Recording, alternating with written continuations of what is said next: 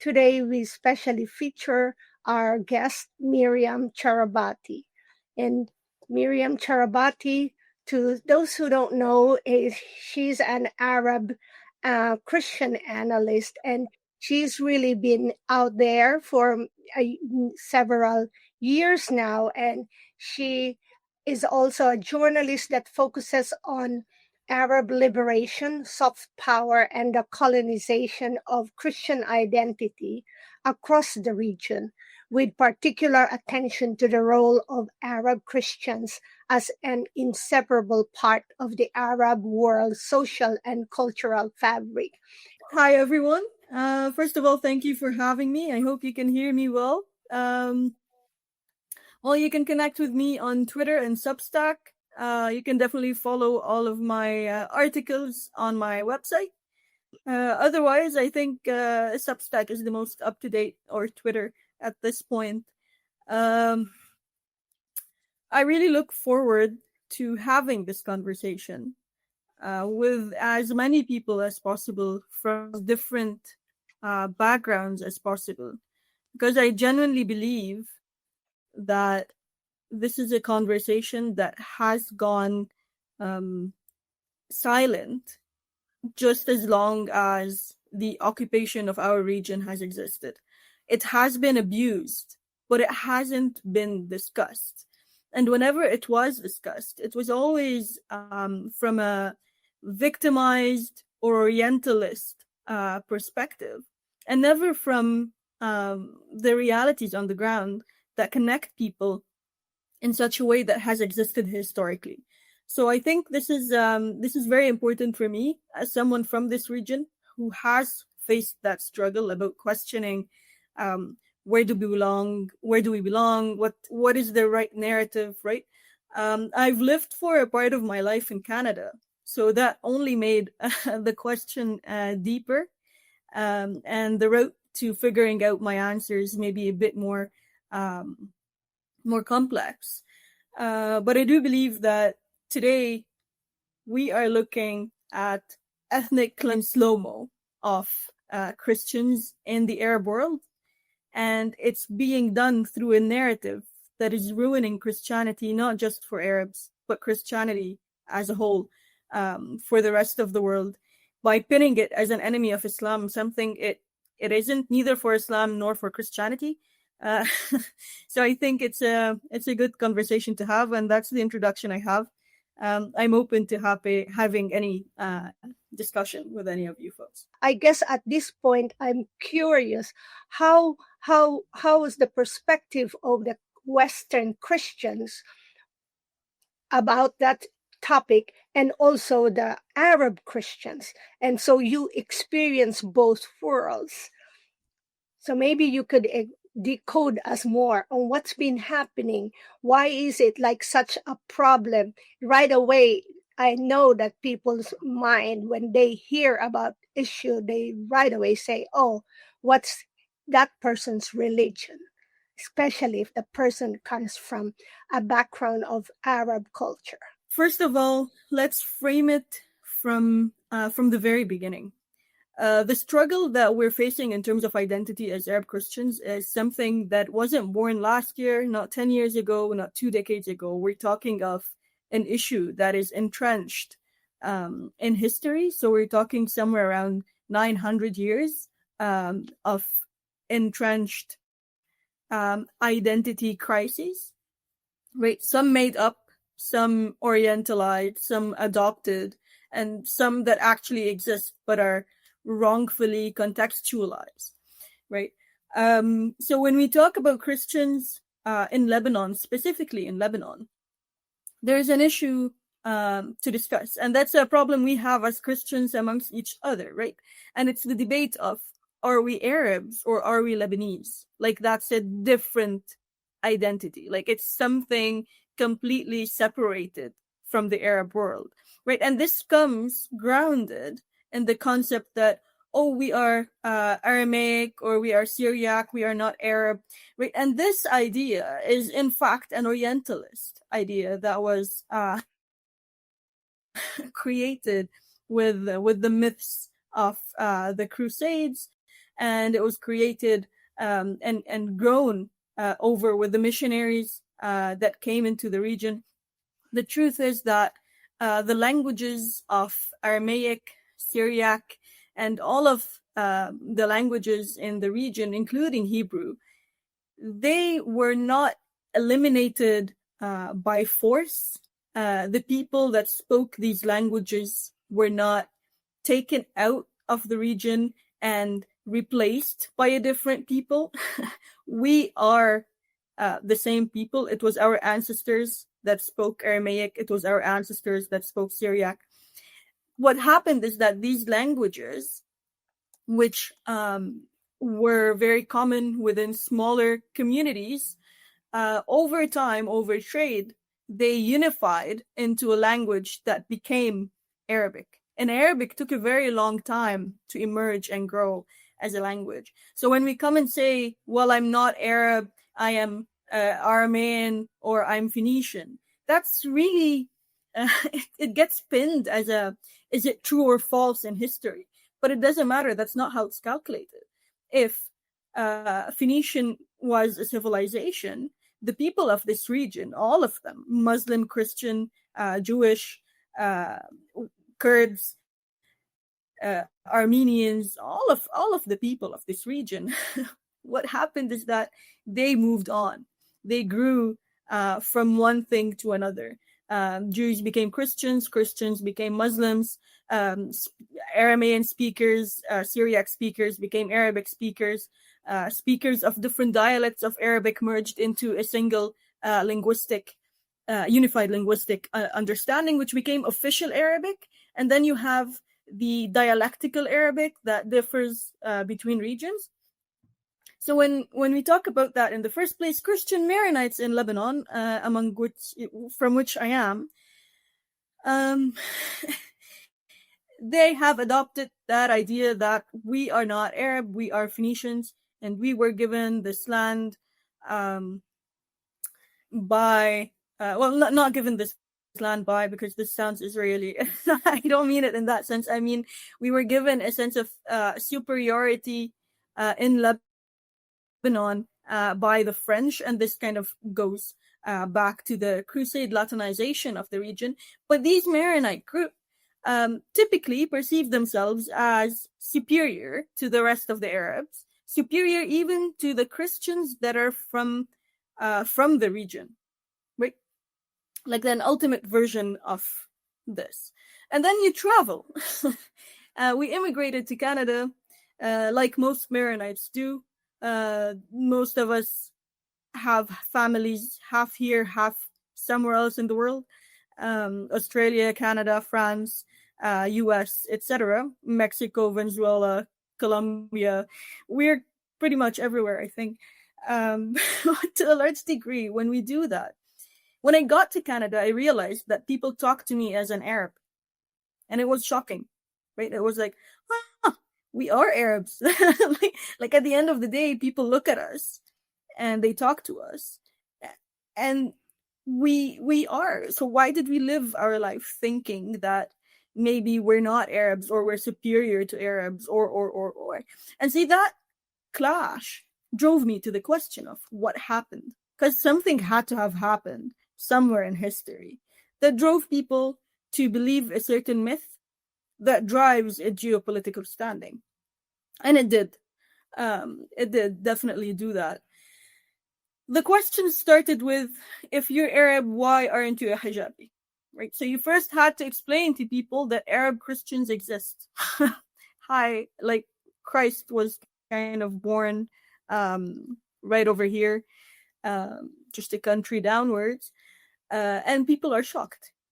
Like, you're Arab and Christian, and that's the first myth you break for a very large portion of Canadians. So moving on from that, there was the debate of, okay, you're an Arab Christian. What's your issue with Arabs? Are you being persecuted by the Muslims? And to be honest, I have never been persecuted by anyone. I've lived in this country, grew up in this country. I traveled to Canada. I was in my late teens. I was 18. And I came back every summer. I came back every year. And I've been here since 2020. I came back and settled back here.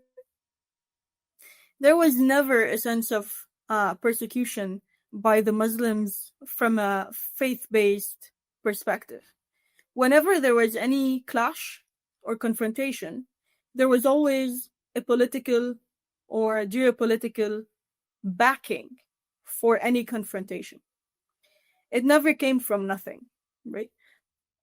So when we talk, and excuse here my bit of a sectarian dialect, but just to explain the idea, when we talk about, for example, the Sunnis attacked the Christians here in Tripoli, well, it was backed by what's happening in Syria and the takfirism in Syria, and those who were attacking were not as much as following their Sunni faith, they were mirroring or echoing or responding to a takfiri political proxy movement that is interconnected to the rest of the region through economic foundations and eventually through an identity-based crisis that was manufactured and created over time.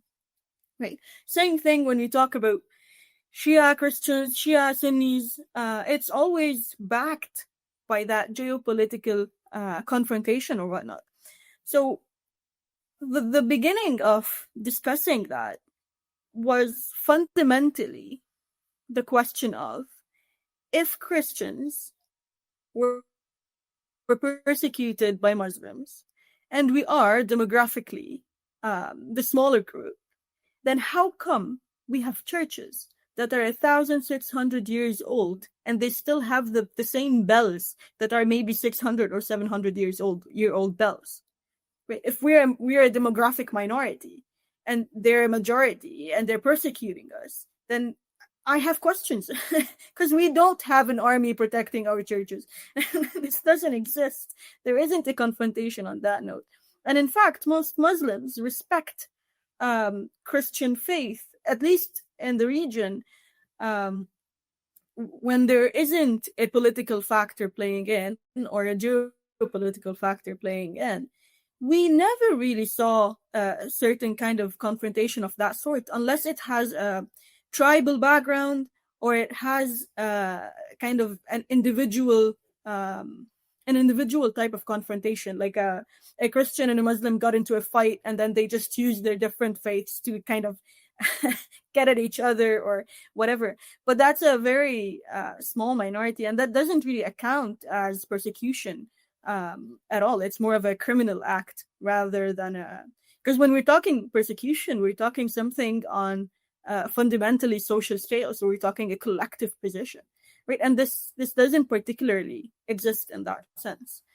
So I don't know if that answers your question, Grace, but I hope it does. No, it's good. It's good. You know, everything that you have shared is important and is needed to be shared anyway. So I'll invite Hartmut or Monty to chime in. Hi, Miriam. It's a pleasure to have you here on the show. And what you're talking about is, let's say, it's about the old Islam. Yeah, the Islam.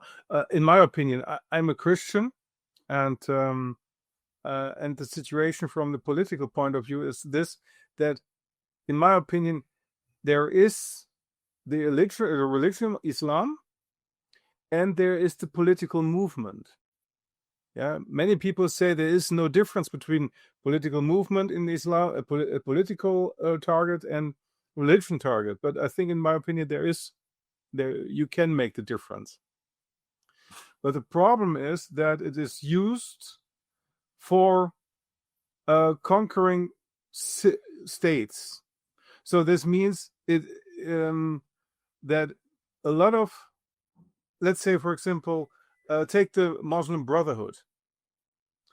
The question is, where does the Muslim Brotherhood come from? It is protected by Qataris, okay, but we don't know the origin. And interestingly, all the fanatic Islamic terrorists or the fanatic Islamic fractions They kill other Islam people, they kill Druze, they kill Christians, but they never kill people in Israel. Yeah. And the problem is that the religion is taken as a vehicle for conquering other countries and to get other countries in control. And also in Lebanon, I suppose before the war in the 70s, there were 50 or 60% Christians. Today there are less in Lebanon. And in Syria, it's the same at the moment. But the problem is there are so many fanatic forces which use this religion in order to destroy Christianity. For example, here in Brussels, Islamic people surrounded a Christmas market and saying that Allah is the only God. Yeah, on German Christmas market, hundreds of Islamic people run through the Islamic run through this Christmas market and call Al Akbar. Yeah, so this has nothing to do. So you can see how aggressive this kind of political stuff is, and this is a real conflict here in Europe. And they have the intention to take over the countries.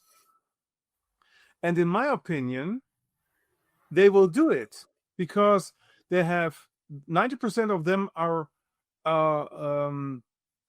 supported by social aid. So they don't have a good education. They don't have a good job. And the only thing what they can do is they have clan structures. They have family structures. And in the moment when, for example, you have an economic crisis, in that moment you have a vacuum. Because in an economic crisis, the state is very weak. And this is the moment when mafia will arise. And these people, they know exactly how a mafia works. And this is the reason why they will take control. And in my opinion, this is also the intention of these things. Because there are not guaranteed, but there are researchers, for example, that UK has 850,000 metric tons of lithium. Germany has 2,007 million tons of lithium. Austria 16 million tons or 12 million tons. So if you want to get the lithium, you have to destroy the democracy. And if you destroy the democracy, you need clans. Then you get something like Libya or like Syria. And this is very cheap for exploitation. And this is the reason why they use Islam, because Islam is the perfect religion and political system to control people. What do you think about this, Myriam? I have a few things to kind of layer back here.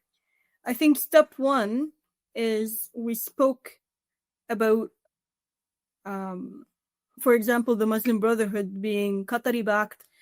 We know a lot of these organizations and kind of proxies, they are either Saudi-backed or Qatari-backed.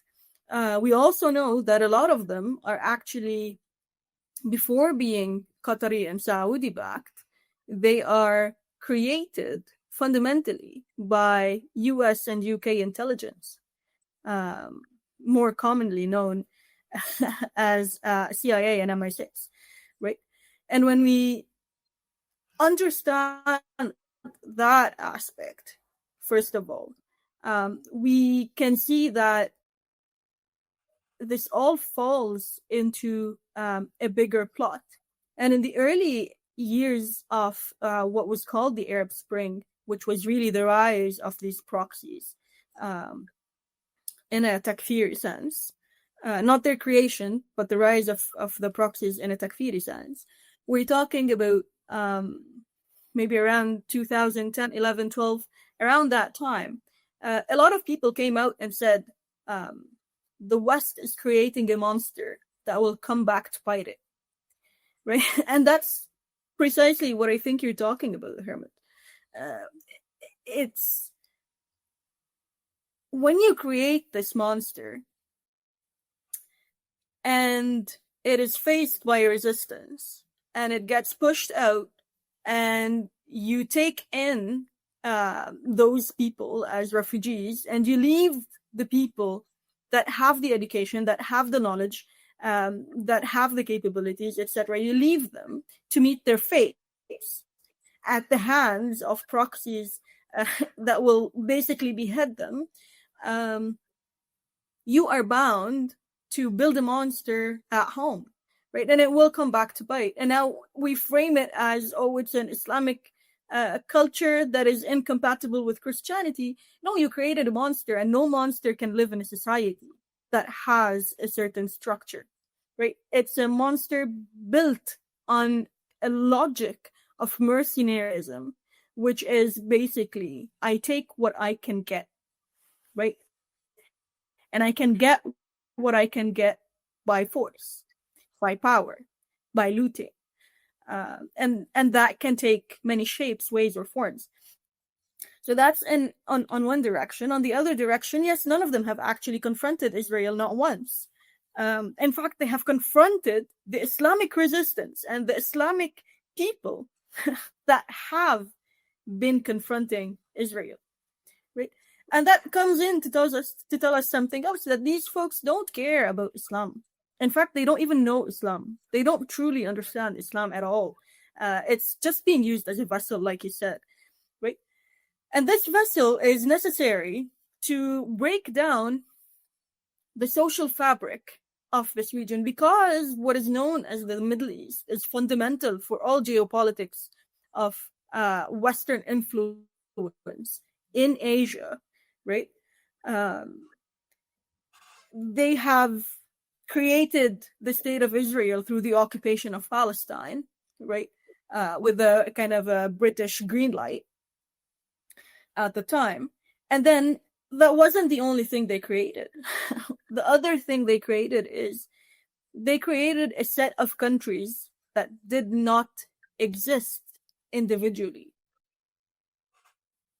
right? They separated the limbs of a body. Right? So you have one body that functions integrally as one, and then you come in and you say, all right, I'm going to cut it off, and then I'm going to go like, oh, why is it not functioning? Like, why can't you move your hand? Like, well, I can't move my hand because you cut it off, right? And then the questions start as to, well, why are you fighting yourself? Because any mechanism that you destroy will actually start eating itself to survive, because it requires a certain set of resources, right? And what they did is that they said, okay, we'll give you the resources if you give us XYZ, right? We will give you a piece of bread, but we will take all the wheat. And then we will give you a small piece, and then you have to thank us. And I think that's something Palestinian writer Ghassan Kanafani wrote. It's like they give you a small piece of your bread, then they ask you to thank them, and that's precisely what they're doing. And it's precisely what they did also with Islam. So when people say, well, they're Qatari bound, or they're they're Saudi bound, funded and backed, or Kuwaiti, or whatever Gulf country we're talking about, what we're missing here is that the Gulf countries are not autonomous entities. The Gulf countries are also, how do we call this? They're phantom states. They're illusionist states. Yes. They do not really have the structure of a state, right? So they respond to orders. They don't create history. They are just more tools for plausible deniability for the West and the funding through billions and billions that the West doesn't need to pay, right? And so when we put all of this together and come back and say, well, these Muslims in the West or in Europe are now walking around like mercenaries, well, they are. And the truth is, they're mercenaries, they're not Muslims.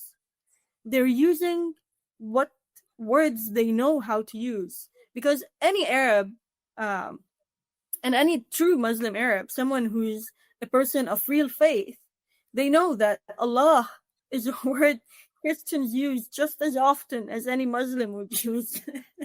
And they know that Christians do not believe in 3 gods. We believe in one God. This isn't the Quran. We are followers of the one God kind of creed. Us and the Jews, right? We all believe in one God. So any real Muslim knows the difference of this. But when you're talking to mercenaries who are here to loot and now they don't have resources, the funding they expected to get is not enough and it's not what they looked for. What do we think they're going to do? And that's why the West created a monster that it's now trying to say, well, it's not our monster and let's launch a crusade for it so that we can, retake what is being liberated from under our influence. Right. We have here a colleague of Grace and myself is Drago Bosnich, and we had here a podcast with him about the war in Yugoslavia. And interestingly, he made one interesting comment. He said that many Muslim Islamic fighters, they came from the Middle East or from Afghanistan or, for example, from other areas, because in Yugoslavia, there lived many Muslims directly beside Christians. And they were not able to kill each other because they knew them for generations. Yeah. But in order to start the war, they brought these people to Yugoslavia so that they could make the killings. Yeah, and this is the same, for example. Yeah. Sorry? Yeah, and Yugoslavia is also in Syria, I suppose. For example, Mr. Ahmed al-Shara, he was on the terrorist list. Now he is the terrorist. Now he is not on the terrorist list anymore. The Druze get killed, the Christians get killed, and I've asked myself when will the West will give him the Nobel Prize for Peace. Yeah. This is the situation, and the point is to say, okay, there is the real culture of Islam, but this Islam is not the one in Europe. We cannot say it's not the one in Europe because many Europeans who have an immigrant background, yeah, they don't like these immigrants at all. This is so fantastic. They say send them home. They are the ones who sent them home. Many Germans say, "Oh, they have to stay here," and the foreigners say, "Let them go away." Yeah, it's so funny. Yeah, and they never had the intention to take over. But like you said, since 2011, we have created a monster, and this monster is taking back or is now conquering the Western world.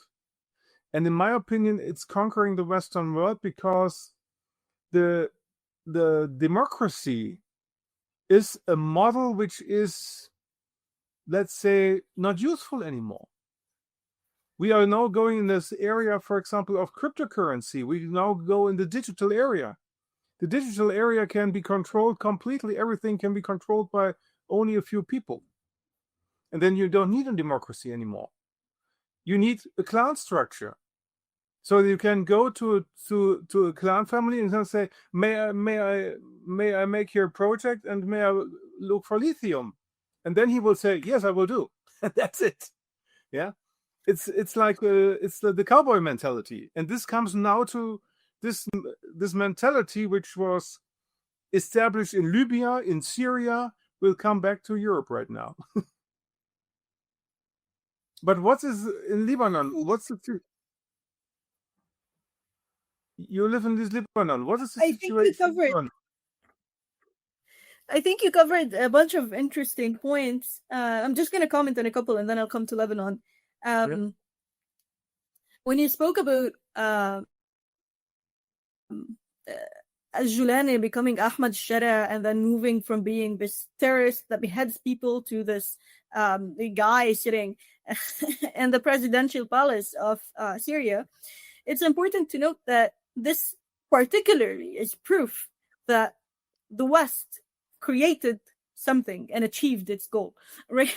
Because he was born out of Camp Bucca in Iraq, which was run by the Americans, really. And so this is where he was born to become the leader of Al-Qaeda in Syria through Jabhat al-Nusra, and then from Jabhat al-Nusra, he rebranded to Hayat Tahrir Sham, which is like the cuter version of a takfiri that will tell their followers to go behead other people, but they won't make it do that on camera. They will just do that behind the scenes, and then they will paint the others as their deadly evil enemies when they're really just people. So, and then when Hayat Tahrir Sham was given the green light to take over Damascus, they did that. So Damascus fell. And so it is true that Alawites, Christians, Shias are being beheaded and killed and shot at and displaced.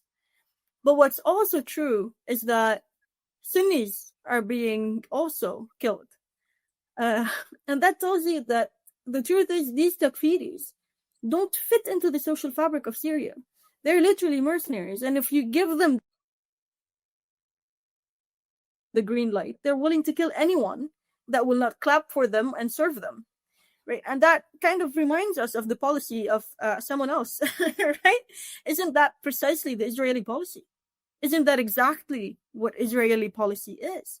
If they won't serve you, if they won't work at your feet, then kill them, right? And so that's basically what's happening in Syria on one end. And then on the other end, you have all of these followers of Hayat Tahrir Sham and Jabhat al-Nusra and the Free Syrian Army, etc., all of these movements in Syria that are either takfiri or extremist, to say the least. They're definitely all proxies. They were taken into Europe, right? And yes, they are in a large way taking over in so many positions. But these are not Muslims, and they don't represent the Muslim community, as I said. But what does this really serve? What we're seeing in response to that is a modern version of crusadership. What we're seeing is people coming out and saying, our enemy is Islam, right? Forgetting that for a good 40, 50 years, Muslims and Arabs in general, and immigrants as a whole, were part of the growth of the economy in Europe. They worked a lot of the jobs that Europeans would work. They worked a lot of the jobs that are top jobs in Europe. Right? They worked on both those levels. And so when you come in and say, well, Islam and immigration are my enemy, this isn't something born naturally from a grassroots response. This is a geo-engineered position. And this position fundamentally takes us to preparing the public to go into another huge forever war. And it comes at a very interesting timing. It comes at a timing when the resistance in the Middle East is actually starting to threaten the influence of the West. And certain areas are actually starting to become potentially liberated areas, fully liberated areas. Right? So we're talking Yemen is now liberated. The US has no idea how to face the Yemeni resistance at all. They were unable to destroy Hamas, despite a full-blown genocide.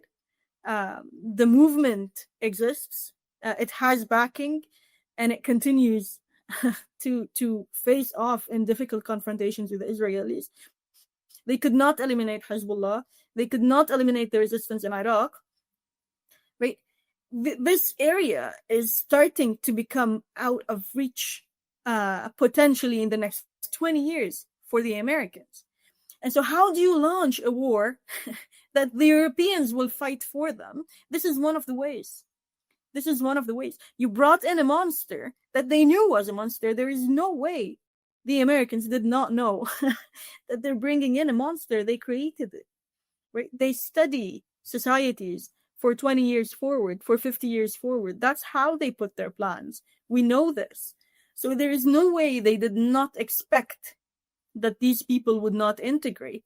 And if they did, then I can tell you a good number of Arabs that emigrated from the region because of the conflict told the Europeans, told the Westerners, that these people do not integrate. These people do not integrate. They don't have the mentality of folks that will integrate into societies. And it has nothing to do with their faith. It has nothing to do with their faith. It has everything to do with their ideologies, which is proxy mercenary ideology. Right? So you're bringing in those folks that you know will not integrate. So in my opinion, a lot of this movement is preparing Europe to confront two options: either the loss of resources from the liberation of regions that they kind of exploit knowingly or unknowingly, right? That's on one end. Or to go all into a war to try to reconsolidate influence in this region and eliminate all options for successful resistance and liberation in it. And the best way to do it is to drive people's emotions, to drive people's intrinsic anger, ethnic, religious feelings, especially at the time where Europe is facing an economic crisis, right? Or at least, if we don't want to call it a crisis, we can call it a strain. That's fine. But Europe is heading towards an economic crisis. And historically, the Crusades, when they happened, they particularly happened at a similar time. They happened when Europe faced huge strain, especially regarding the fact that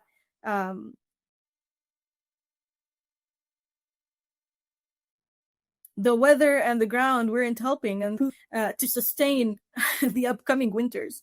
And so that drove people to launch a crusade even before the government, or at the time Vatican, had been preparing the military to launch its crusade. And that was known as the what was it called? Farmers' Crusade or something of the sort. Peasants' Crusade. It was called the Peasants' Crusade, right? And it's when people reacted without really knowing. It's an emotion they could not break down. And it turns into Islamophobia, it turns into racism, it turns into a lot of things, right? And that's part of our human nature. And so I think we're facing that conflict very much. And from an Orientalist perspective, people in Lebanon, to come back to your question, people in Lebanon, those who have internalized the Orientalist perspective, they see themselves as facing a similar dilemma as Europeans vis-a-vis the Muslims they're living with. And I think that creates a lot of the confusion for the West when they hear Arab Christians talking like, oh, look, this Arab Christian said that. And I'm like, yeah, but before listening to that identity politics, it really, what matters more is, can they break down their thought process? And does it make sense on a socio-geopolitical and historic scale? Right? And then I can debate the breaking down of those ideas, and we'll see where we reach. We might not end up agreeing on everything.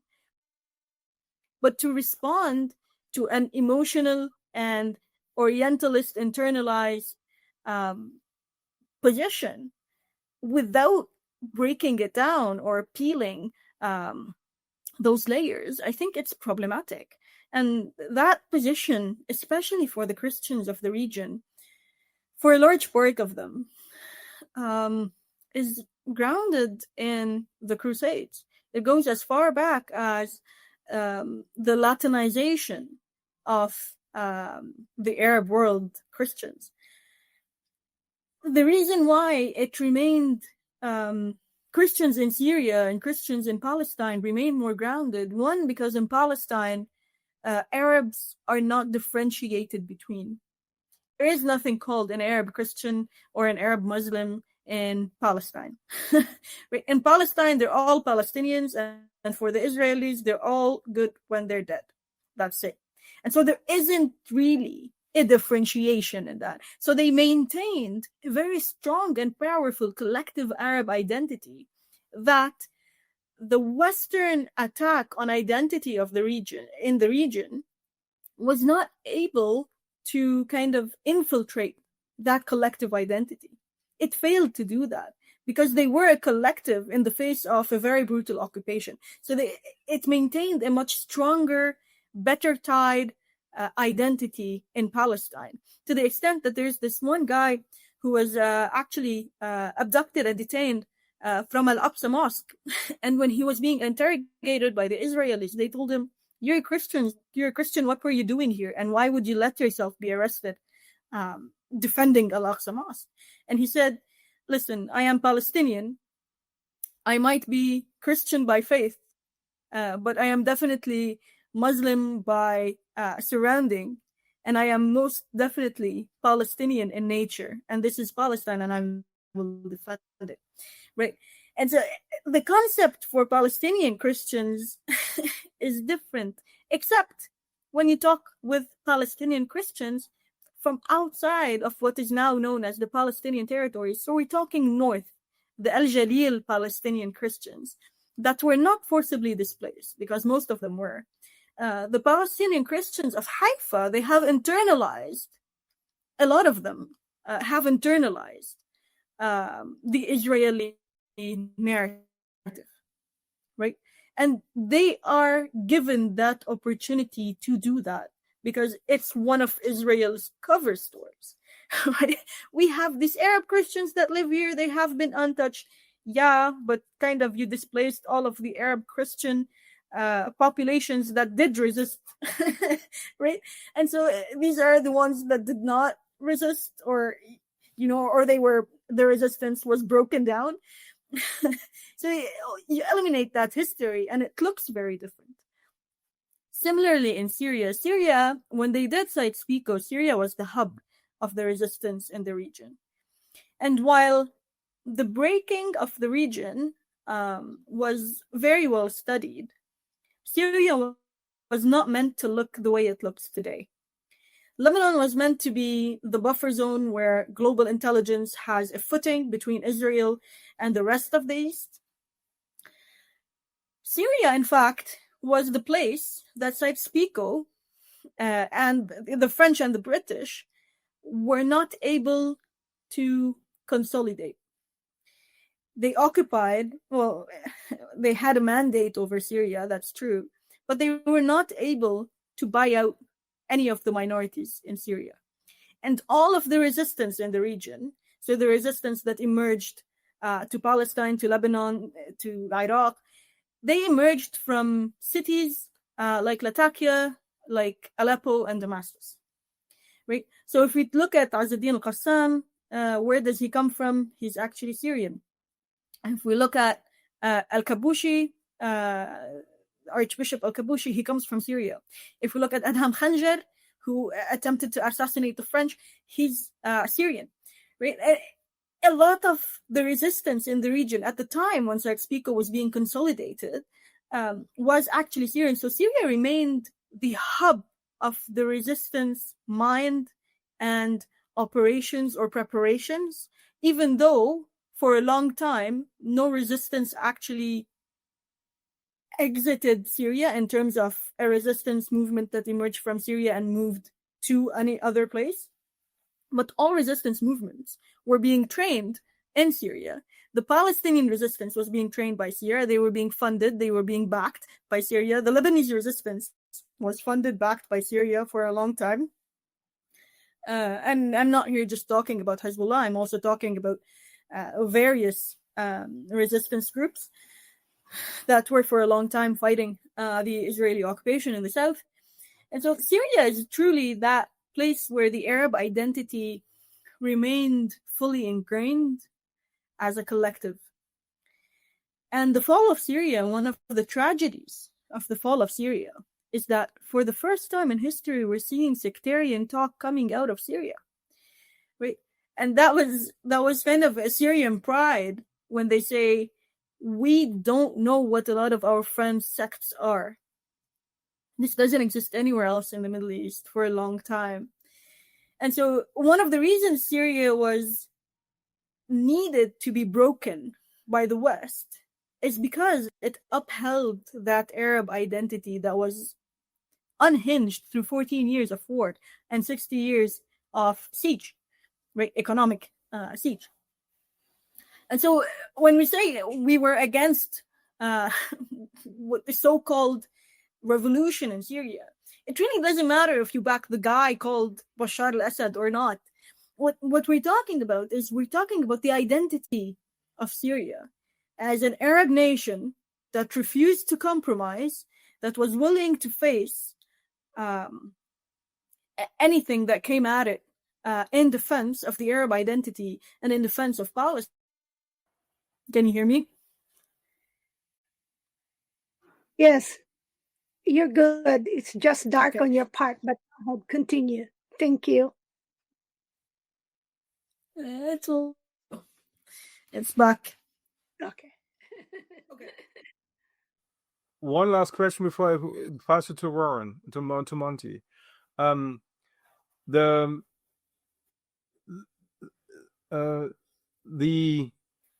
The Islamic fascism, I call it like this, started a long time ago. It started with the Iran Revolution, in my opinion, because there was this Arabic mentality in the 70s, also in Syria, which was also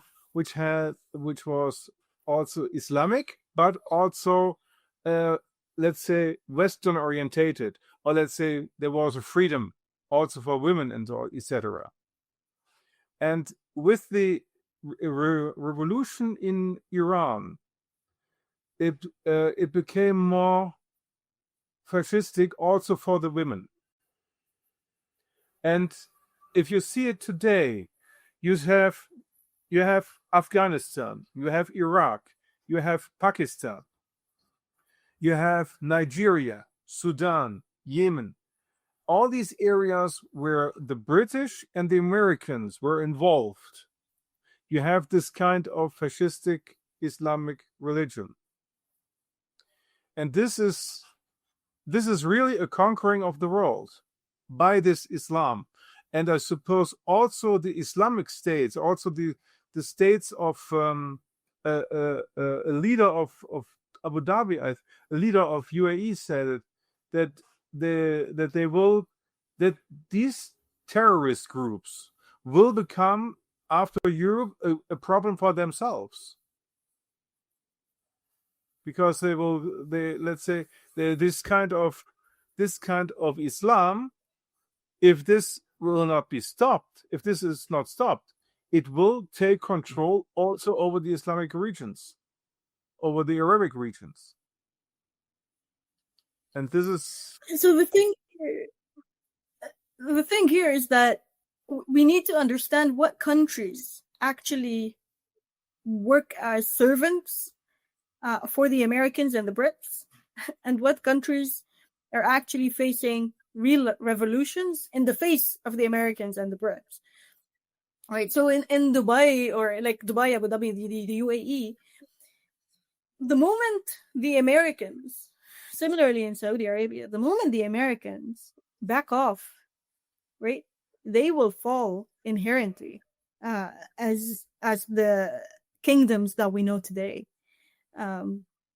First of all, Saudi Arabia lives off of the killing of the Al Qatif region. So if they let the Al Qatif and they let the non-royal family Saudis that until now, some of them live in tents if you go around and about, you will figure that, well, the royal family won't be as powerful as it looks today. You will figure that they are not really ruling by collective agreement that they are the best people to be ruling. And that's worth going back to what Wahhabism is and who Abdul Wahhab was. And figuring out that they were actually simply looters.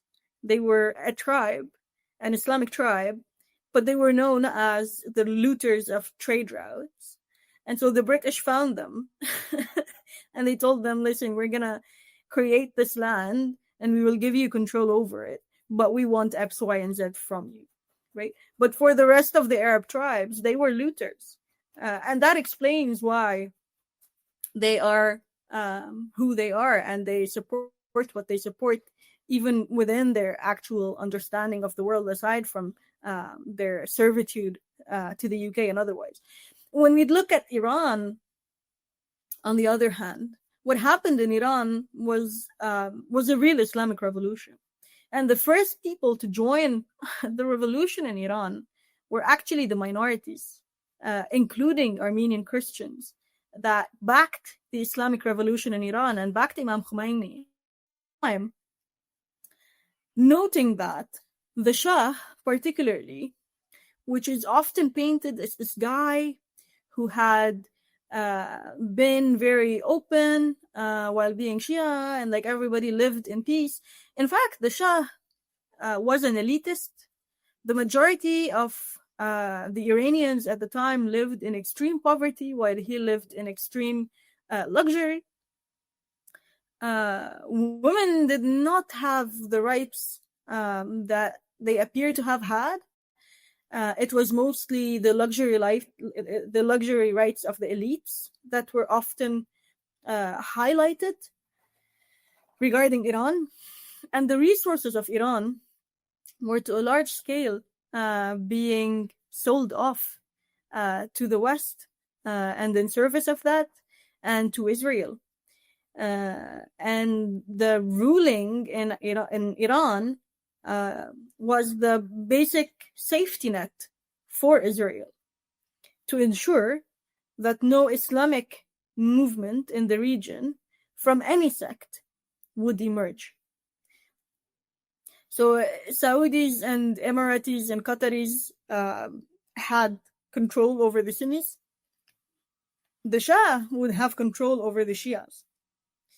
And the funding of all of those, the economic dynamic that this would create, it would keep people at bay, right? And eventually it would die out. The resistance movements would die out. What happened is pretty much the opposite. When Imam Khomeini came in his revolution, which the French, I believe at the time, believed if Imam Khomeini takes over Iran and an Islamic Republic emerges in Iran, then Iran will be taken 100 years backward and they will become a second version of Saudi Arabia. Turns out, Iran did not become a second version of Saudi Arabia because Iran adopted the version of Islam that is actually revolutionary, shocking to the West. And it called self-reliance, it called for growth collectively. And we look at Iran today, and the majority of women in Iran are either doctors or architects or some kind of in some of the most advanced fields of nuclear science and otherwise. And so it tipped the scale of how the West perceived that this region might evolve. And it truly tipped that scale because a lot of the resistance movements in this region were supported by Iran. Yes, their decisions are not made in Tehran, but they were supported and backed by Iran, and a lot of the Iranian leaders were martyred alongside resistance movements in the region. That's not a secret. So the difference is when you look at Pakistan, when we look at Afghanistan, when we look at parts of Iraq, when we look at the Gulf. Now they're turning the Gulf into this big nightlife hub. Truly, what it is it's sex trafficking happening in the Gulf. And it's Afghanistan was for a large period of time a drug trafficking hub. Pakistan, etc. So they really fulfilled the illicit economy of the West, and they achieved their geopolitical goals in ensuring that they can continue to exploit their resources. So yeah, it's understanding the difference in what is born from Islamic thought and when Islamic thought is infiltrated to serve geopolitical purpose. I think it's a difficult thing, and it's the same thing for Christianity. To understand what Christianity is and when Christianity was infiltrated for geopolitical purpose is a difficult thing, right? We see a lot of it today more commonly. That's because we're talking about 2,000 years of Christianity. But we still don't see it when we talk about Latin America. We don't see it when we talk about liberation theology. Right? Half of the world still look at liberation theology from Vatican's lens, which is very problematic. A lot of people, I think, until today, don't understand the extent of the political power of Vatican on the global scale. So drawing that division, I think, is important, and we should look at it. It's the problem what we are facing in this generation is that the people, although they don't have a good education and come to Germany and are mercenaries, they have the feeling, I know who I am. But the Europeans, by their individual lifestyle, I'm doing my own luck and I don't care about my family, this individual kind of way of living, this created a situation where the Europeans can say, I don't know who I am, but please respect me. And this doesn't work. And this is the reason why the Europeans... I agree that collective versus individualism. Yeah, this is the biggest problem. So absolutely, they cannot respect. It's for them.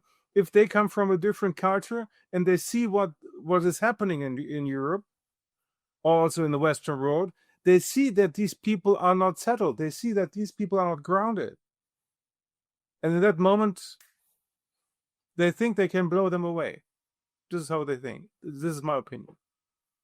Thank you so much, Miriam. It was a pleasure. Thank you. Wow. Thank you. Thank you so much, Miriam. I really appreciate your presence here today and your research and the work you've done. You've sparked a lot of thoughts in my own head here. My head's kind of spinning, but I'll try to break it down. I believe that history doesn't repeat itself, but it definitely rhymes. And I agree with your thought that the basis for all of the monotheistic religions is there's one God. And going back to that, I believe related to that, I'm a deist myself, just like our founding fathers and what you might consider the godfather of the United States, Benjamin Franklin, and many of the founding fathers were deists. In other words, they didn't ascribe to any particular religious persuasion, but they did recognize a creator, a God, which the basis of which is there is a universal truth, there's universal principles, and the attributes of God being beauty, goodness, and truth. And even Benjamin Franklin, he came out with a statement that he was a Confucian. In other words, he recognized the essential attributes amongst all religion, that the basis of it was the idea of goodness and beauty and truth, which was the basis for the monotheistic religions. But getting back to your addressing this thing, and I totally agree, this usurpation of religions goes back to antiquity. Many Gnostic and mystical cults, and even up to the present day, they've had the ability, on the interest of oligarchs who wished for world hegemony, to penetrate various religions and study the cultures, like Lawrence of Arabia and so forth. And for myself, I have a Native American background in America, and you saw the atrocities and genocide there. And as it were, many Benedictines and Jesuits and Mormons actually went in to the Native American cultures and usurped their religions with various traditions of ghost dancing and so forth. The same was done with the Jewish religion and the Christian religion, with all the Darbyism, and you gotta, that God wasn't inherently good, but there was a particular race or sect of people. And I'm reminded, going back to antiquity, or at least back to the 14th century, with the Dark Age, which wiped out half of the world's population in Europe at the time. And coming out of the Dark Age, which I believe we're on the precipice of right now, I mean, we have the potential for the world to collapse into utter chaos, civil war, and God knows what else. But I found it of interest, this idea of deism, or the one God, that Pope Leo just recently, in one of his latest addresses, referred to Nicholas of Cusa, who was a cardinal from Germany, who went to Italy, and in the 14th century, he was able to gather together what was known as the Council of Florence in 1420s. And this was held in Florence, Italy, whereas it took 100 years to build the Brunelleschi Dome, which was the largest freestanding structure in Florence at the time. And they gathered all these different religions together, the Orthodox Christians, the traditional Catholic Christians, the Muslims, and so forth from the world. And essentially, over the course of these deliberations, I mean, central to it was this idea that came out of it with a proof of principle of this concept in Latin, which is known as imago viva Dei. In other words, human beings are made in the image and likeness of God. And God, being the essence of beauty and goodness and truth and ordering, that thereby not only were we made in the image of God, but we had the capacity to do God's work in the earth. In other words, to be fruitful, to multiply, to replenish the earth. And there's really no limit to growth. In other words, we're not confined. There's this idea of a manifest destiny in that respect, of what humans are for. And I think going back to antiquity, there was a big fight about this because, in order for the oligarchy to maintain their control, they have to usurp these basic ideas and promulgate things in such a way. So as we've seen, this has been done where basically most every religion has been somewhat usurped and synthetic religions put in their place. And I'm impressed with your idea in relationship to that about your research in exposing the true reasons of radicalism and Islamicism, or takfirism, as you put it. And I was recently listening. I wish Drago was on, Drago Bosnick, because he was interviewing Professor Chosadovsky. in a recent video in which it was brought up that in the 1980s, just one example about the usurpation of religions. In the 1980s, the University of Nebraska Center for Afghanistan Studies, they produced, printed, and distributed millions of textbooks for Afghanistan in order to usurp that culture, and they emphasized the themes of religious war and violence necessary to defeat the Soviets. So this is just one ongoing example of how this is used. And the United States today, as a matter of fact, I've been doing research on Charlie Kirk, and the same thing is happening there. Charlie Kirk, he had some legitimate ideas, but he was opposing these unjust and perpetual wars and questioning the genocide, and even coming out insofar as saying that Zelensky was a CIA puppet. And in my mind, that was the reason and the people behind trying to get rid of him and shut him up and take TPUSA and take this new generation of college students and make them into the new Templar movement to oppose Islam. In other words, it's going back to these base Gnostic ideologies of having to conquer different people. So I'd appreciate if you would address that and your viewpoint on some of the thoughts that I put out here. I most definitely agree. And when we look at it, it's not just because you gave the example of textbooks to Afghanistan in the face of the Soviets, or so-called at the time. We can look at Iraq. We can look at Saddam Hussein going to war with Iran. Haphazardly at the perfect timing, at the demand of the Americans. We can look at the rise of the Muslim Brotherhood. Who were they in the beginning? And look at the British connections to the Muslim Brotherhood. We can look in the same way at Christianity, and we can look especially at the emergence of Christian Zionism. And I think an alternative to understanding Islam from the perspective of what is real Islam in its different readings, because Islam also has different schools of theology, like Christianity or any other religion. There are within it legitimate schools, right? But there are also the infiltrated schools. And for me, I think this is Zionist Islam, and it parallels Zionist Christianity.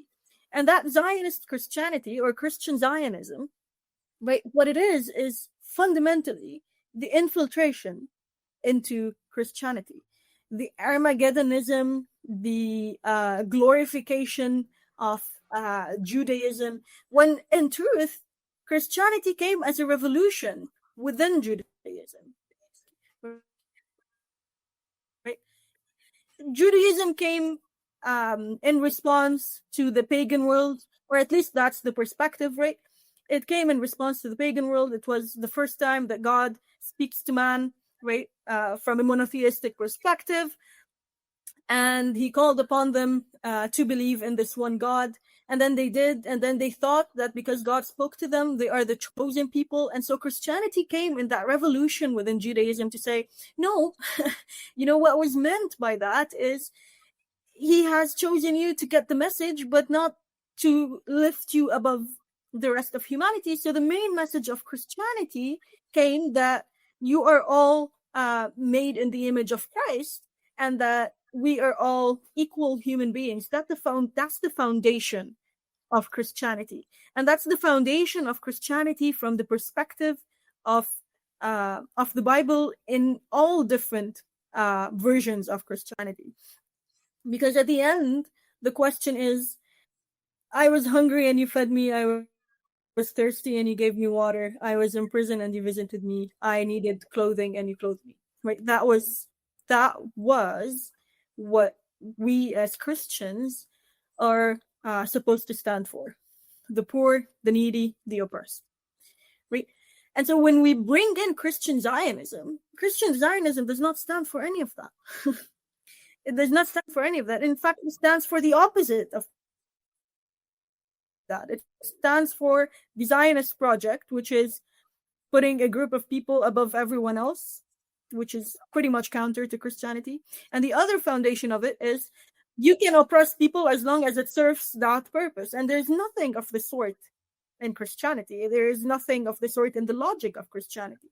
And so that infiltration drove a lot of what the West needed to kind of pump the Zionist project into acceptance on a larger scale, because Judaism was not the most publicly most widely supported kind of vision, right? So to alternate that, to give it a taste that the majority of the public can kind of take in and make their own, they created that Christian Zionism version. And do you know how it came? It came from a Schofield Bible. It's basically some guy's commentary on the Bible. And it turned into a Bible on its own, which is very fundamentally off the charts for a Christian. It doesn't fit anywhere in Christianity. And that includes the most traditionalist Christians and the most liberal Christians. None of them fundamentally would accept a Bible that is basically the commentary on someone else's Bible. It's not a logically accepted position. Otherwise, St. Augustine would have his own Bible. He doesn't have his own Bible. He has his own theories, right? He has his own vision. He has his own understanding, and it's referenced as such, but it's never referenced as a Bible of its own, right? And similarly, Islam, they have created a Quran for takfirism, for an Islam Zionism that is devoid from what the actual messaging of the Quran is. And so when we look at the truth of our faiths, all of them, we realize that we aren't very different in our understanding of the world. And that includes the indigenous understanding of the world for the indigenous folks in America. I remember when I was in Canada, I worked for a while with some indigenous elders, because I was working in conflict resolution trainings, and we got brought in to train a group from one of the reserves. And we were talking, and they got to know that I'm Arab, and, they started with the same questions that you folks are talking about now. And in my explanation of how I understood Christianity, how I understood Islam, how I understood faith, right, from a fundamentally human perspective and from a religious perspective, we came to the conclusion that the truth is our understanding of the implementation of our faiths are not different. We don't see much difference in how we understand and implement our faith. The differences are in identifying who the Creator is, basically, but not the descriptions of the Creator, right? Because we consider the Creator to be truth, right? God is truth, God is light, God is goodness, God is... And for indigenous folks, that definition is pretty much synonymous, as you just said earlier. And so when you come to that understanding, you see where the infiltration happens, and you see that it always necessarily comes with a geopolitical goal. Always. It has never existed devoid of a geopolitical goal. It's never a grassroots infiltration of a faith. May I say something? Sorry, may I say something? Because I have a very interesting thought about this, and I want to share this, please. Because I'm a pioneer in artificial intelligence, and the interesting thing is, I understand that artificial intelligence is, on the one hand, here typing on my keyboard, and on the other hand, it's also the artificial intelligence in a multidimensional space. And we are also in a multidimensional space. And if you understand it correctly, then you will understand that there is a war going on between time spaces. One time is fragmented time, and the other time is the endless now moment. If you are in love, if you love someone, and if you are with him or with her together, you don't want that this moment ends because it's so beautiful. This is the now moment, the endless now moment. And the Zionists' religion is the fragmented time. Fragmented time means that the now moment is so boring, so fearful, so scary that I resist to be in this now moment, and I will be in the past or in the present. And this is the war what's this going on at the moment. And in order to implement this fragmented time, you have three strategies: power without love, strength without grace, and light without remembrance. And Jesus Christ told us, I am the way, the truth, and the life. And interestingly, if I'm on the way, I'm moving. Yeah. So when I move, I'm one moment, what was, if I move, I'm with grace. Yeah. So if I move through this life, I move with grace through this life. If I'm the truth. The truth is remembering. The sentence of the Zionist is light without remembering. So I remember. Yeah. So it's light with remembering. And if when Jesus Christ said, I'm love, then he says, I'm life, and I'm power with love. So Jesus Christ is the one who redirects the vectors. And this is also in the Islam. This knowledge is general. It's not only Christian knowledge. It's also knowledge of the Muslim, of the Buddhist. Everywhere you can find this. But the Zionists took all the religions and control them by fragmented time. That's it. Thank you. Sorry for Monty. This is what I want to say.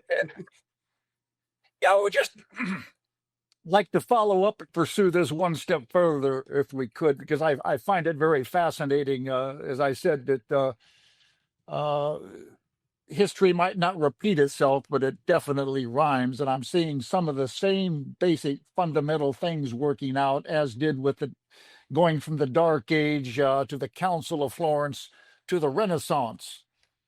And the Renaissance, under this idea of imago viva Dei and capax Dei, we have the ability to be fruitful, to multiply, to replenish the earth, to uplift humankind. It set about the greatest advancement in art, in music, in engineering, in sculpture, and even the development of the modern day nation state, which America, the United States, was based on a Platonic ideas and principles of a nation state, which brought together this idea of development and manifest destiny in that respect, not conquering other people, but collectively engaging and lifting humankind up with this peace through development.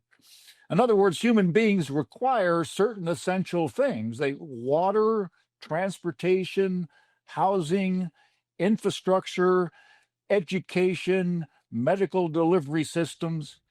And my point being, I'm finding quite ironically that Russia, the former USSR, and China, along with the BRICS, are basically providing an idea based on these principles of development. In other words, they're building modern day technology, railway systems, infrastructure, canal projects, Where on the other hand, the collective West still seems set on this idea that we have to depopulate this world. In other words, we cannot sustain such a population, so we've got to go against the Abrahamic tradition and sacrifice people in order to get about, for this new age, this new technocratic age or so forth. So it seems like this fight in principle is coming to a head once again between these forces of the idea of a multipolar world based on the ideas of collective recognition of sovereignty, the image of man, the image of humankind, the need for development, as opposed to this thing we've become effective with, Europe and the UK and the United States in particular, who still seem set on contradicting that and really rejecting the principles that our nation was once founded upon, and embracing this idea that we have to have a hegemony to rule the world and sacrifice a good percentage of humankind in order to fulfill their ambitions. So that's my thought on this. That's a very interesting take. One thing that captured my attention is when we talk about the U.S. being hell-bent on, or the West really being hell-bent on depopulation in the face of a rising sense of humanity as a collective. It's important to note that depopulation, from the concept or the perspective of exploitative growth, makes sense when the idea is that we no longer have the resources to exploit as much per capita, then we have to lower the per capita because the resources we cannot get any more from them. One, we have people that are liberating themselves, which is shocking for the West. On the other hand, we have resources that are not in a state of unlimited growth. In fact, their growth is limited. And so depopulation becomes the goal for sustaining the growth of exploitation per capita. And that's something that I think the Western population faces even before we do as people across the world. The reason why they're depopulating us has to do with the fact that we are standing in the face of their exploitation. The reason why they're depopulating their own has to do with the fact that they need to diminish the per capita per exploitation without really eliminating the working class that would allow that growth to continue to transition the natural resources into that very gainy product, right? And so when we look at it from that perspective, and we bring in the understanding of what is truly happening in the wars today. So when we look at the genocide in Gaza, when we look at the genocide in Syria, when we look at the genocide or the ethnic cleansing of Lebanon, the ethnic cleansing in Yemen, and it's a genocide in Yemen we've been witnessing since 2015 under occupation, starvation, etc. When we look at all of that, and when we see the positions and the extent to which some people are willing to sacrifice to face that kind of individualistic brutality that found collective common ground in interests, we see a true confrontation between good and evil. Because a lot of us, the people that choose resistance in the face of these projects, we openly say we're not afraid of losing our lives in defense of this, because the alternative is telling us to sit aside, watch it happen, or to go ahead and help them do it. And in both those cases, what you're telling me is to forgo my humanity in the face of everything I thought the world was, everything I thought the world had achieved in that modern version of nation state, the arts we saw and in Europe during those ages, the peak ages, we saw the growth, we saw the good times, we saw the golden ages, right? And we thought we became part of a world that's a better world, to put it that way. But the truth is that all of this that we saw, that we read about in the books, these were at the expense of people we did not read about. They were at the expense of people that this growth sacrificed to achieve. Right? So if we look at Africa, if we look at indigenous folks, if we look at the massacres that happened in the early era in Palestine, or the massacres that happened in the region or anywhere really, we see that a lot of people were sacrificed for that peak, for that golden age. And we see that we've been fighting that good evil kind of war. It's just taking different ways, different styles of emerging. But the truth is that today the question is, okay, international order failed. It does not protect humanity. It does not protect people. It does not protect anything except the exploitation of the powerful. That's what the conclusion we came to, right? Then who do we become to protect that? What do we need to become to protect that? What does the world need to protect that? And I think it goes back to that confrontation between what is fundamentally being a good person and what is fundamentally not being a good person. So now we understand that depopulation is happening in front of our eyes, and it's targeting everyone.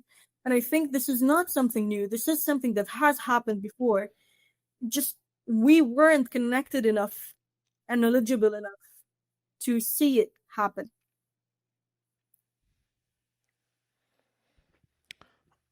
Sorry, I've come in a bit late, but I'm going to try and stumble through what I've picked up from what you've said and what I think the discussion has gone towards.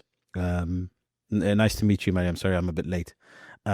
Just the thoughts I had about I think the idea of justice that comes through a lot of the discussions we have on this show in general, where injustice takes place and how justice needs to prevail. And it's very important that I believe the world of Islam and Christianity understands who the two faiths are and where they come from and where they go. There's been many instances where Muslims have supported Christian leaders such as Desmond Tutu, Nelson Mandela, and other figures in history that have fought against injustice. And one of the most staunchest supporters of Nelson Mandela during the apartheid was Iran, where they cut relations with South Africa.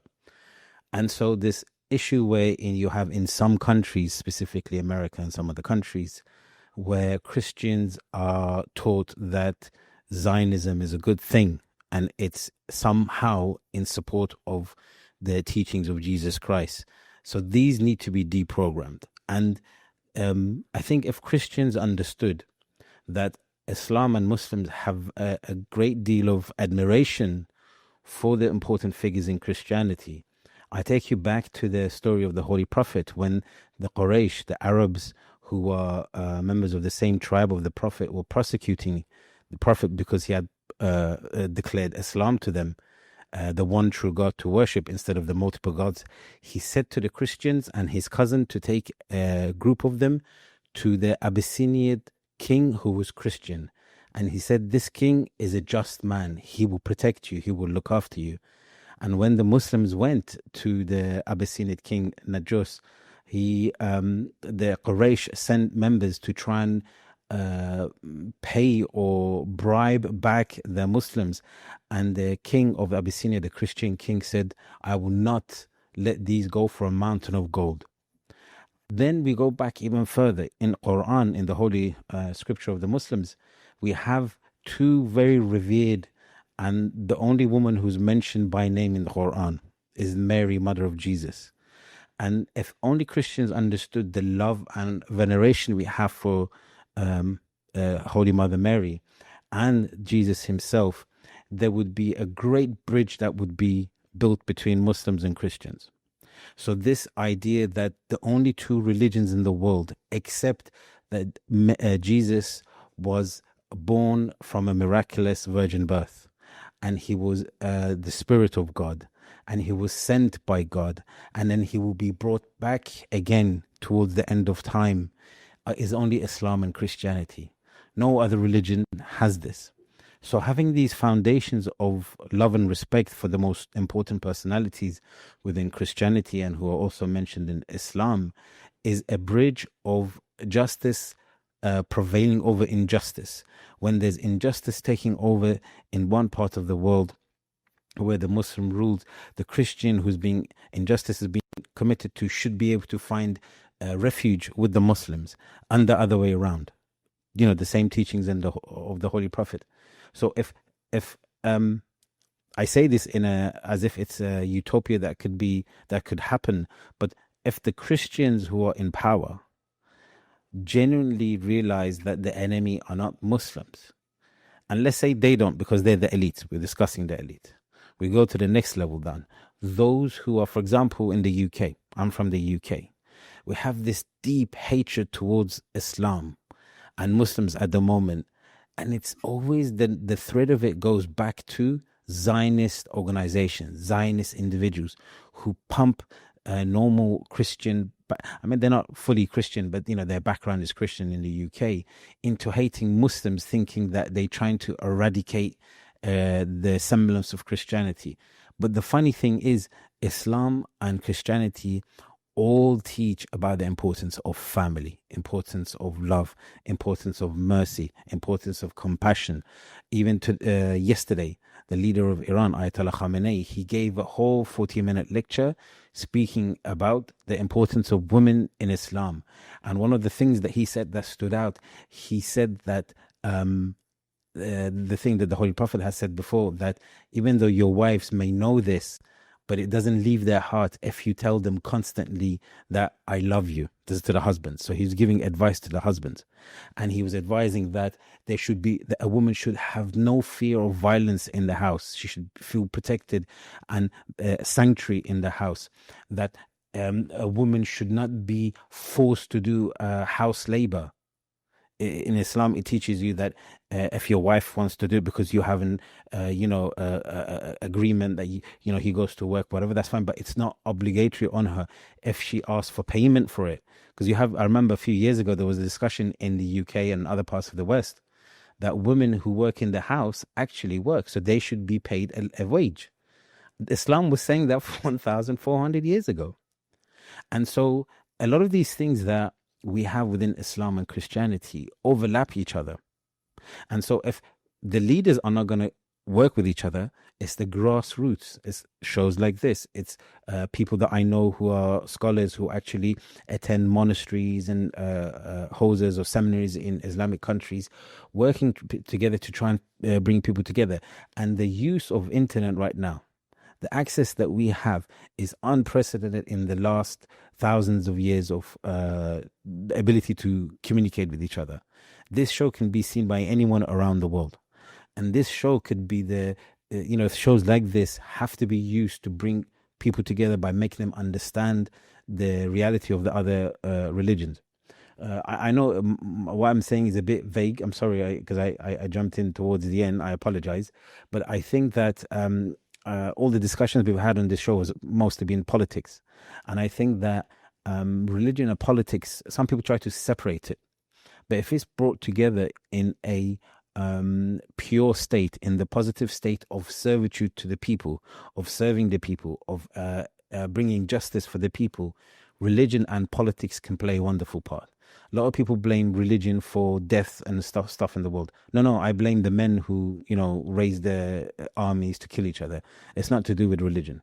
There's always been cases of, for example, in Russia, Soviet Union, where there were communists, there were atheists, and they were killing millions and millions, or in China or whatever, different parts of the world. So religion isn't the problem. Religion is the solution.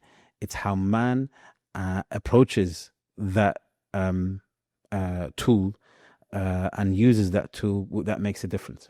So sorry again, I apologize that I came in late. Hopefully next time you come back on the show, we can I can join sooner. But I think that we should actually do more. Hopefully Grace can organize more topics on faith. I think faith is a very important part of us, and it's, as much as we try to use medication to fix some problems that we have, mental problems and even physical problems, I find that spirituality, when it's nurtured properly, when it's guided properly, can heal a lot of individual problems and communal problems. So hopefully we can continue this discussion. Thank you. Miriam? Well, welcome. Yeah, I'm just gonna respond briefly to what Teresa John just said. And when you spoke about all of these pro-nationalist, seemingly pro-Christian movements in the UK ending up being tied to Zionist movements, it's funny that you weren't here earlier, because I was saying a lot of that Islamophobic drive and that Christian Zionist drive and that nationalist drive has to do with the preparation of the ground for a new war against a group of people that is liberating itself. And at the forefront of this group of people liberating itself is Islamic resistance movements. And so they're painting all of Islam as this kind of killer machine walking madly down the street, shooting everyone, killing anything, beheading anyone that doesn't say Allahu Akbar for some reason, randomly walking down the street. And then, so they're creating that image that is a myth, when in fact, the people that are behind the resistance, whether we look at Lebanon, Palestine, Syria, Iraq, Yemen, or really anywhere in the region, the people that are, especially Iran, people behind that resistance is in fact Christians, Kurds, minority groups from multiple faith backgrounds that back these religions, these movements. Especially, we see Jews that have refused to join the Zionist project. The Jews of the region that refused historically to join the Zionist project are the first ones that back the Islamic resistance movements in the region. And I'm talking about the Jews, not just in Iran, because this is where it's now more commonly known. But in fact, Jews, Arab Jews remained in Syria for a very long time, until the fall of Damascus. They lived very peacefully in Syria. No one got near them. No one even addressed them as anything external to their Arab identity. Right? They were part of the social fabric. And see, that understanding of it, we see Islamic resistance movements have defended churches. We have martyrs at the front steps of churches. And some will come out and say, oh, these are the Shias. No, these are also the Sunnis. This is an Islamic understanding, not a Shia understanding. This is a Muhammadan understanding. That's the term I kind of prefer using, the Muhammadan Islam, which is the original version of Islam, where if we look at Gaza, Hamas protected churches for the longest time when there were threats by takfirists in Gaza. The resistance movements protected churches in Iraq. We saw that in Syria. So really, it's less about faith, more about geopolitics. There is no aggressive faith devoid of geopolitical targeting. So I guess this is what we were talking about. But what you said, John, kind of consolidates all of this together. It's true. Islam and Christianity are very close in their understanding of the world. And they're definitely very close in their moral. And that's a moral value scale that, as Monty was saying, doesn't also differentiate much from indigenous and deity kind of faith-based religions in history. We share a sense of unified value scale, seeing the human being with the value of the human being and its creation, not as a tool of exploitation that can be consumed and produced and sold and gained.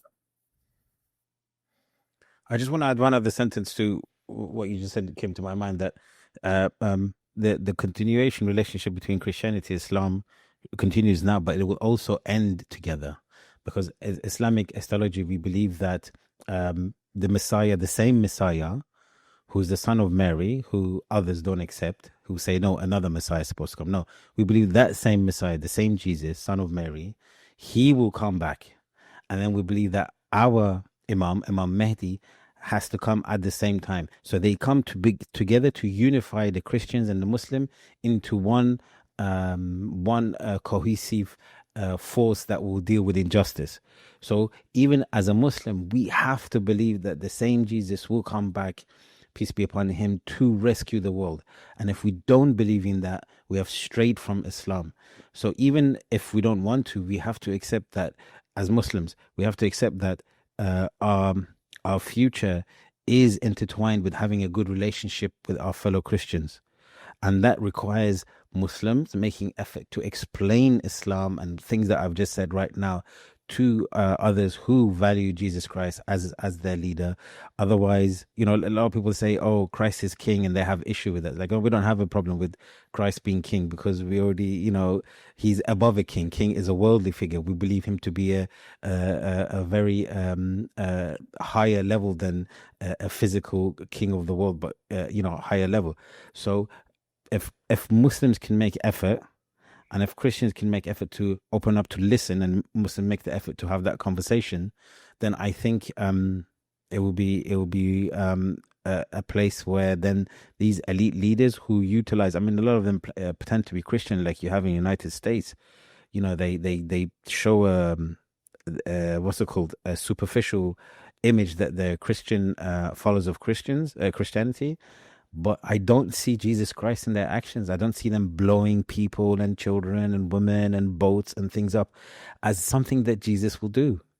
I just don't understand how those who go to those certain churches see Jesus as, or see Christianity as a really rough kind of like blow them to pieces. And I was like, which Bible are you reading that even I, as a Muslim, I'm confused with? So I think there's a lot of dialogue that needs to be had. More shows like this need to be had to kind of open this up. Thank you again.